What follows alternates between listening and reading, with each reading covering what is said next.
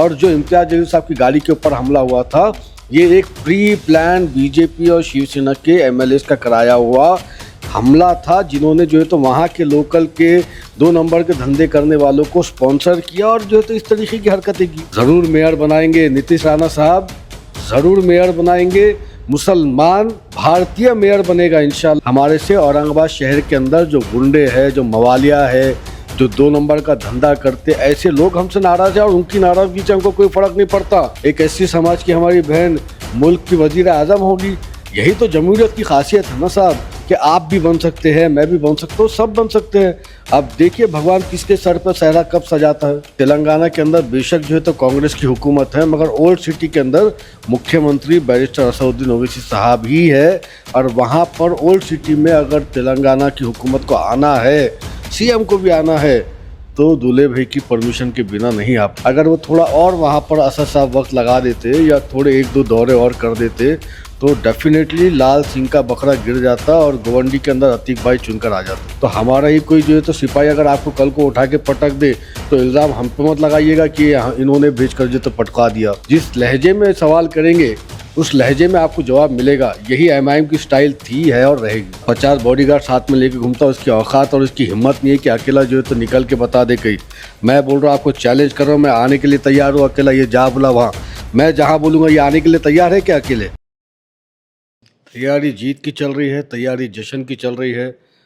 16 तारीख को औरंगाबाद के अंदर जश्न मनाया जाएगा, 15 तारीख को जमहूरियत का जश्न मनाया जाएगा, 16 तारीख को मजलिस इत्तेहादुल मुस्लिमीन के 35 से ज़्यादा उम्मीदवार जब चुन के आएंगे, तो उसका भी जश्न एक अलग तरीके का, अलग लेवल का होगा।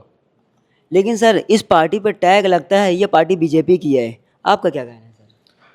बीजेपी की है। जी अब एमपी इलेक्शन के टाइम पे कितने सीट लड़ाई एमआईएम ने पूरे इंडिया के अंदर? हमने 4 के 6 सीट लड़ाए। जी जी फिर बीजेपी कैसा चुन के आ गई जब एमआईएम ने 6 सीट लड़ाई है तो पूरे इंडिया में? भाई इल्ज़ाम लगाने वाले इल्ज़ाम लगाते रहेंगे। अब दूसरी बात, अब एमपी का हो गया, एमएलए के टाइम पे जो है तो आउट ऑफ 288 एमआईएम ने 16 सीट लड़ाई। 16 सीट लड़ाने के बाद भी जो है तो कैसा बीजेपी और शिवसेना, ये शिंदे सेना जीत गई। तो ये सारे जो है तो मिस कंसेप्ट है जो विरोधियों की तरफ से चलाए जाते हैं। मैं आपको क्लियरली बता रहा हूँ कि हमारा फोकस जो महाराष्ट्र के, जो पूरे मुल्क के अंदर जो पसमानदा लोग हैं, जो पीछे ढकेल दिए गए हैं एक साजिश के तहत, उनको सियासी शऊर और सियासी ताकत देने के लिए हमारी ये पूरी कोशिश है। सर आपका तेलंगाना के अंदर कांग्रेस से गठबंधन रहता है और भारत में हर जगह दुश्मनी क्यों सर? कहीं किसी से कोई दुश्मनी नहीं है साहब। तेलंगाना के अंदर अगर वहाँ का मुख्यमंत्री असद साहब के घर पे आकर अगर उनसे ये गुजारिश करता है, ये रिक्वेस्ट करता है कि हम उनकी तायद में खड़े रहें, तो हमने उनको आउट ऑफ द बॉक्स जाकर जो है तो समर्थन दिया हुआ है, कोई ओपन समर्थन नहीं है। और तेलंगाना के अंदर बेशक जो है तो कांग्रेस की हुकूमत है, मगर ओल्ड सिटी के अंदर मुख्यमंत्री बैरिस्टर असदुद्दीन ओवैसी साहब ही है। और वहाँ पर ओल्ड सिटी में अगर तेलंगाना की हुकूमत को आना है, सीएम को भी आना है, तो दूल्हे भाई की परमिशन के बिना नहीं आ पाएंगे। सर आपके नेता अवैसी साहब ने गोवंडी के अंदर एक बयान दिए थे कि अगर मैं यहाँ 10 मिनट चल लेता तो यहाँ की सीट निकल जाती, आप क्या मानते हैं? बिल्कुल सही बात है। सर औरंगाबाद और महाराष्ट्र के दिगर एरिया में तो पैदल कितना चले थे सर, क्या हुआ वहाँ का? देखिए ना साहब, हमको हराने के लिए जो है ना बीजेपी या शिवसेना की ताकत नहीं है हमको हराने की।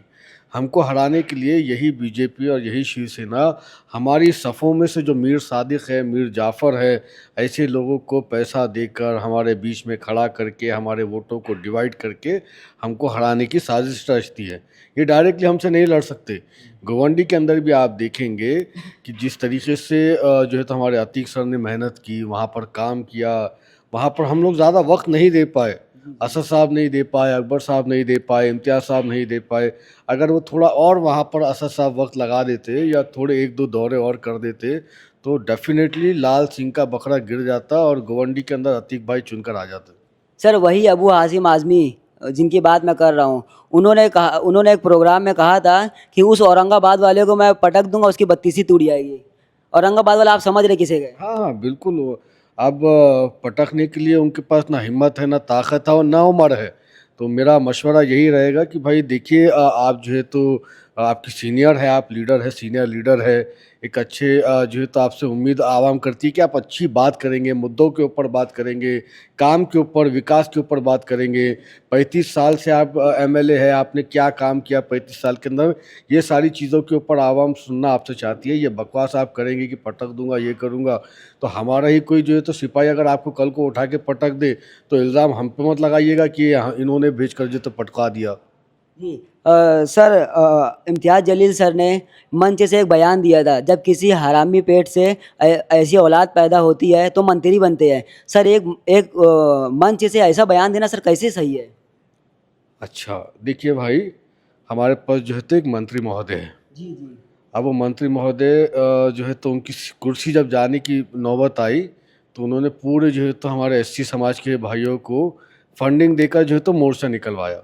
हमारी मांग क्या थी कि भाई एमआईडीसी के अंदर शेंद्रा की जो हमारे एमआईडीसी है उसके अंदर जो पार्किंग का स्पेस है ना साहब, जहाँ पे पूरी ट्रकें पार्क होना है, वो पार्किंग की स्पेस हड़प कर गए मंत्री जी। उसके बाद जो है तो मंत्री जी के घर के अंदर का वीडियो आया जिसके अंदर जो है तो पैसों के बैग लगे हुए हैं। तो मंत्री महोदय का उसके ऊपर क्लियरिफिकेशन ये कि वो पैसों का बैग नहीं है, कपड़ों का बैग है। आपको और हमको अंधा समझ रहे। तो हम यही कह रहे हैं कि साहब मुद्दों के ऊपर बात की जाए। अब जो लूट कर खा रहे औरंगाबाद के, अच्छा एक तो हमारे एमपी साहब ऐसे हैं कि एक ड्राइवर के ऊपर, उनके ड्राइवर के नाम के ऊपर 500 करोड़ से ज़्यादा की जो है तो प्रॉपर्टी है, प्लॉट है। अब इनके बारे में हमने बोलना नहीं चाहिए। अगर हम इनके बारे में कुछ बोले तो आप बोलते कि इस तरीके से बोले बोल के। लैंग्वेज अलग हो सकती मगर तरीका, हमारा मुद्दा सही है, हमारी बात सही है। अब ये हो गया, अब सब करोड़ों की प्रॉपर्टी बन गई। एक रिक्शे वाला हमारे यहाँ के जो है तो जो गार्डियन मिनिस्टर थे और जो अभी एमएलए भी है रनिंग, वो रिक्शा चलाया करते थे एक वक्त में। आज की डेट में आप उनको जाकर देखेंगे ना तो आप परेशान हो जाएंगे कि एक रिक्शा चलाने वाला यहाँ से यहाँ तक कैसा पहुँच गया। चलो शिंदे जी पहुँच गए थाने में, वो भी रिक्शा चलाने वाले थे। रिक्शा चलाने वाला आज मुख्यमंत्री, उप मुख्यमंत्री बन गया मेरे स्टेट का। अब ये रिक्शा चलाते चलाते आज जो है तो 50 खो के कहाँ कहाँ से निकाल कर ला कर दे रहे हैं। सर मेरा कहना है, ऐसे मंच से जहाँ संविधान की बात होती है ऐसे लैंग्वेज का इस्तेमाल करना कैसे है सर? अरे साहेब, हम लोग ना एमएलए है ना एमपी है, हम साधारण कार्यकर्ता है। हम कुछ बोले तो इतना बुरा दिख रहा। यही गार्डियन मिनिस्टर, यही जो है तो पालक मंत्री, यही एमएलए अगर चष्मा पहनते पहनते बोला आमचे नादीला लागू नाही, ते जलीलला सांगा आमचे नादीला लागू नाही, तो वो ठीक है। हम कुछ बोले तो गलत है, हम बोले तो जो है तो आप बोलेंगे कि भाई ऐसा बोले, और वो बोले तो कुछ भी नहीं। देखिए, हम यही बात कहते हैं कि अगर आप हमको जिस लहजे में सवाल करेंगे उस लहजे में आपको जवाब मिलेगा। यही एमआईएम की स्टाइल थी, है और रहेगी। और सर एक एक एक मंत्री ने कहा है, नीतीश राणा आप जानते हैं, वो कहा कि अगर मुसलमानों को मेयर बनाना है कराची या इस्लामाबाद चले जाएं। कौन है ये नीतीश राणा? हाँ, कौन है? बीजेपी के एमएलए हैं। बीजेपी के एमएलए पिद्दा है इतना सा। हाँ, 50 बॉडीगार्ड साथ में लेके घूमता, उसकी औकात और उसकी हिम्मत नहीं है कि अकेला जो है तो निकल के बता दे कहीं। मैं बोल रहा हूँ, आपको चैलेंज कर रहा हूँ, मैं आने के लिए तैयार हूँ। अकेला ये जा बोला वहाँ, मैं जहाँ बोलूँगा ये आने के लिए तैयार है क्या? अकेले बकवास करता है। एमएलए है, हल्फ लिया हुआ है। हाँ, एक सेंसेबल आदमी होना चाहिए। एक एमएलए है तुम और किस तरीके की भाषा वापर करते, मुसलमान हिंदू यही करते रहेंगे क्या? मुल्क जितना नीतीश राणा तेरा है उतना मेरा भी है। जितना संविधान ने तुझे इख्तियार दिया है उतना मुझे भी दिया है। बाबा साहेब अम्बेडकर के हिंदुस्तान में हम लोग रहते हैं, बाबा साहेब के दिए हुए संविधान के हिंदुस्तान के अंदर हम रहते हैं। और यहाँ पर इस तरीके की भाषा, इस तरीके की लैंग्वेज कोई भी एक्सेप्ट नहीं करेगा। ना हिंदू भाई करेगा मेरा, ना सिख करेगा, ना ईसाई करेगा, ना एससी समाज का कोई भाई करेगा। हमारा कहना ये है कि आप बात कर रहे हैं तो संविधान के दायरे में रहकर बात कीजिए। कराची हम क्यों जाएंगे? तुम लोग बाय जो है तो बर्थ हिंदुस्तानी हो, हम लोग बाय चॉइस हिंदुस्तानी है साहब। हम लोग बाय बर्थ और बाय चॉइस हिंदुस्तानी है। 1947 के अंदर जब जो है तो मुल्क का बंटवारा हुआ तो हमने जिन्ना की जो है तो उस थ्योरी को नहीं माना, उसको जो है तो हमने हमारी जूती के नोक के ऊपर रखा। और हमारे आबा और अजदाद ने ये फैसला किया कि हिंदुस्तान ये मुल्क हमारा है, हम यहीं जिएंगे, यहीं मरेंगे, और हम लोग मरेंगे भी तो यही की मिट्टी के अंदर हम लोग दफन होंगे। और हमारे नस्लें भी इंशाल्लाह इसी मुल्क के अंदर पूरी शान से और इज्जत से रहेगी। रहा सवाल मेयर बनाना है क्या, कुछ दिन रुकिएगा साहब, ज़रूर मेयर बनाएंगे। नीतीश राणा साहब ज़रूर मेयर बनाएंगे। मुसलमान भारतीय मेयर बनेगा इंशाल्लाह, मुसलमान मराठी बोलने वाला महाराष्ट्रन मेयर बनेगा इंशाल्लाह। आपकी जब 83 सीट आप जीत के आए थे यहाँ महाराष्ट्र से, तो महायुति के एक एमएलए हैं, उन्होंने कहा था मैं यहाँ से एमआईएम पार्टी को उखाड़ के फेंक दूंगा। भाई किसी को उखाड़ के फेंकने की क्या ज़रूरत है भाई? आवाम ने हमको मोहब्बत दी, आवाम ने हमको चुनकर दिया। आवाम चाहेगी तो उखाड़ के फेंकेगी, आवाम चाहेगी तो सर पे बिठाएंगी। और नेताजी तो आप हमको उखाड़ कर फेंकने की बात करें, ऐसा ना हो कि आवाम कल को आपको उठाकर फेंक दे। इम्तियाज़ जलील सर ने कहा था कि हिजाब वाली बेटी मेयर बनेगी, अब इस पर क्या कहेंगे? बिल्कुल बनना चाहिए, मेयर क्यों बनना चाहिए? हिजाब वाली हमारी बहन ने महाराष्ट्र की मुख्यमंत्री बनना चाहिए, हिजाब वाली हमारी बहन ने इंडिया की प्राइम मिनिस्टर बनना चाहिए, उसमें क्या प्रॉब्लम है? देखिए, संविधान ने सबको इख्तियार दिया है और बिल्कुल एक दिन ऐसा ज़रूर आएगा कि एक एससी समाज की हमारी बहन मुख्यमंत्री होगी, एक एससी समाज की हमारी बहन मुल्क की वज़ीर आज़म होगी। यही तो जमहूरियत की खासियत है ना साहब, कि आप भी बन सकते हैं, मैं भी बन सकता हूँ, सब बन सकते हैं। अब देखिए भगवान किसके सर पर सहरा कब सजाता है। अभी सर कुछ दिन पहले इम्तियाज़ जलील साहब की गाड़ी पे हमला हुआ था। कुछ नहीं था सर, कुछ गुंडे थे जो तो शिवसेना बीजेपी के स्पॉन्सर्ड थे, यहाँ के लोकल हमारे एमएलए के स्पॉन्सर्ड थे। एक गैंग है साहब, एमपी इलेक्शन के अंदर भी यही गैंग निकल जाती है रोड के ऊपर एमपी इलेक्शन लड़ने के लिए। लेकिन मैं यहाँ पे रोकूंगा सर, लेकिन बहुत लोग सर कह रहे हैं कि इम्तियाज़ जलील सर वहाँ गुंडागर्दी कर रहे हैं, वहाँ की आवाम नाराज़ है, इसलिए उन्हें मतलब उन पर हमला किया। आवाम नाराज़ है? हाँ, आवाम नाराज़ है। अच्छा कई लोग भाई सुनिए ना, आपने अकबरुद्दीन ओवैसी का जलसा देखे क्या? कम से कम 1.5 लाख के ऊपर पब्लिक थी। असदुद्दीन ओवैसी साहब के जलसे के अंदर 1 लाख के ऊपर पब्लिक थी। कहाँ से आवाम नाराज़ हुई साहब? हमारे से आवाम नाराज़ नहीं है, हमारे से औरंगाबाद शहर के अंदर जो गुंडे हैं, जो मवालिया है, जो 2 नंबर का धंधा करते, ऐसे लोग हमसे नाराज़ है और उनकी नाराज़गी से हमको कोई फ़र्क नहीं पड़ता। वो हमसे इसलिए नाराज़ है क्योंकि हम उनको जो है तो नशे के धंधे नहीं करने दे रहे। वो हमसे इसलिए नाराज़ है कि हम उनको जो है तो काला बाजारी का काम नहीं करने दे रहे। वो हमसे इसलिए नाराज़ है कि हम उनको जो है तो यहाँ पे सट्टा बाज़ार नहीं चलाने दे रहे। और ऐसे लोग हमसे नाराज़ रहे तो हमको फ़र्क नहीं पड़ता। आवाम शहर की हमसे खुश है, औरंगाबाद की आवाम के लिए हम लोग काम करते हैं। और जो इम्तियाज़ जलील साहब की गाड़ी के ऊपर हमला हुआ था, ये एक प्री प्लान बीजेपी और शिवसेना के एमएलएस का कराया हुआ हमला था, जिन्होंने जो है तो वहाँ के लोकल के 2 नंबर के धंधे करने वालों को स्पॉन्सर किया और जो है तो इस तरीके की हरकतें की। सर मेरे नॉलेज के हिसाब से यहाँ इससे पहले 25 कॉर्पोरेटर आए थे जी। अभी आपको क्या उम्मीद है सर? 35 के ऊपर आएंगे इंशाल्लाह।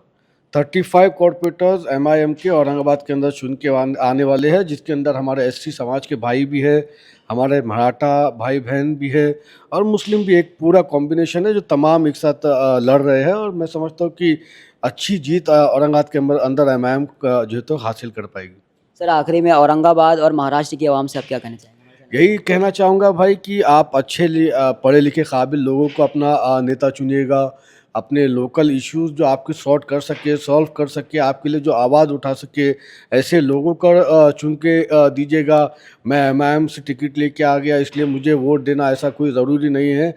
आपको जो कैंडिडेट आपके लिए बेहतर लगे, पढ़ा लिखा काबिल, जो आपके इशू जो है तो लोकल इश्यूज़ को सॉर्ट कर सके, चाहे पानी का हो, रोड का हो, ड्रेनेज का हो, आपके एरियाज़ के अंदर ब्यूटिफिकेशन का हो, पढ़े लिखे काबिल नौजवानों को मौका दीजिएगा, ये मेरी रिक्वेस्ट है।